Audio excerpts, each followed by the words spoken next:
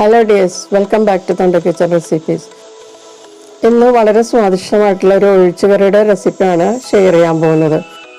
ചോറിന് ഈ ഒരു ഒഴിച്ചുകറി മാത്രം മതി നമുക്ക് വയറ് നിറച്ച് ചോറിനാൻ പറ്റും.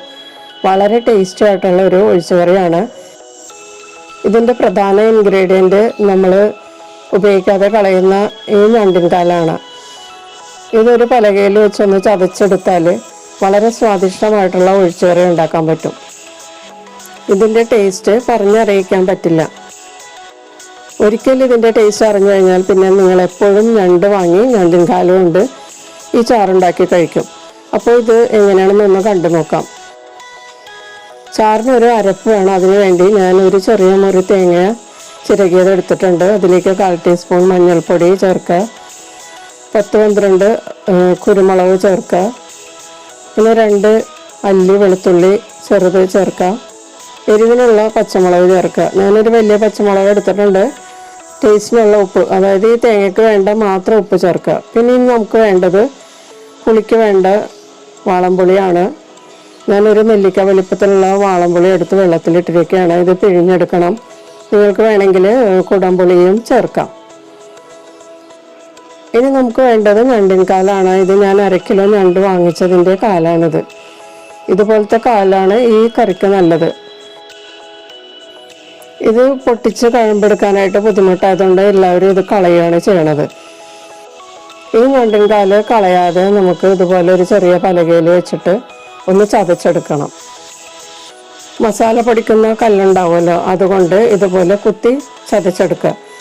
ഞാനിത് കുറച്ച് വെളുത്തുള്ളി ഉള്ളിയൊക്കെ ചതച്ചെടുക്കുന്ന ഒരു പലകയാണിത്. നിങ്ങൾക്ക് വേണമെങ്കിൽ അരക്കല്ലുണ്ടെങ്കിൽ അതിൻ്റെ പുറത്തിട്ടും ചതക്കാം, അല്ലെങ്കിൽ കട്ടിംഗ് ബോർഡിൽ വെച്ച് ചതച്ചെടുത്താലും മതിയാകും.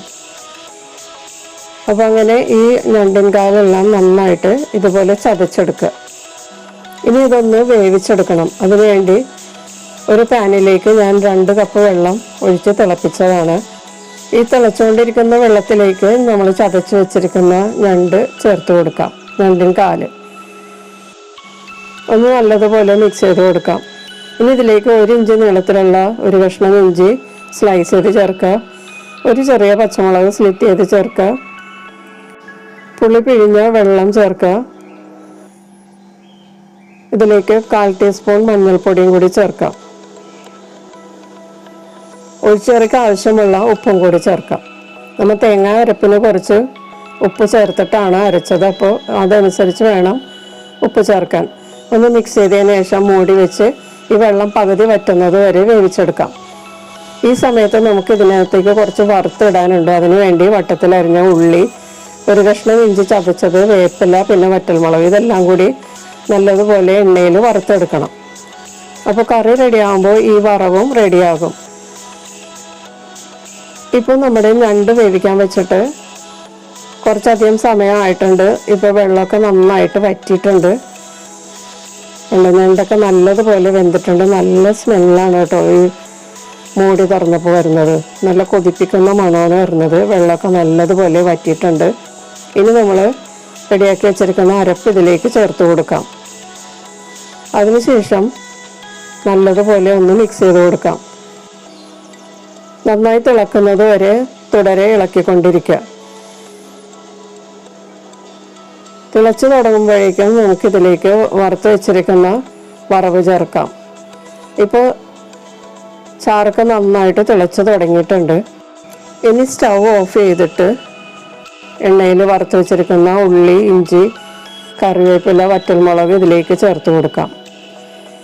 ഇത് ചേർത്തതിന് ശേഷം 2 മിനിറ്റ് മൂടി വെച്ചിട്ട് നമുക്കിത് സെർവ് ചെയ്യാം. അപ്പോൾ വളരെ സ്വാദിഷ്ടമായിട്ടുള്ള ഞണ്ടിൻ കാല് ഒഴിച്ച് കറി റെഡിയായിട്ടുണ്ട്.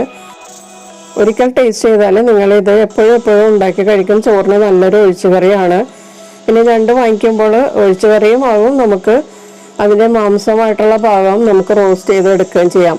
അപ്പം ഞണ്ട് വാങ്ങിക്കുമ്പോൾ നമുക്ക് സൈഡ് ഡിഷും ആകും, ഒഴിച്ചുകറിയും ആകും. അപ്പോൾ എല്ലാവരും ഒന്ന് ട്രൈ ചെയ്ത് നോക്കിയിട്ട് നിങ്ങളുടെ അഭിപ്രായങ്ങളും നിർദ്ദേശങ്ങളും കമൻറ്റ് ബോക്സിൽ രേഖപ്പെടുത്തുക. ചാനൽ ആദ്യം കാണുന്നവരാണെങ്കിൽ സബ്സ്ക്രൈബ് ചെയ്ത് സപ്പോർട്ട് ചെയ്യുക. നമുക്ക് വീണ്ടും മറ്റൊരു റെസിപ്പിയുമായിട്ട് കാണാം. Thank you.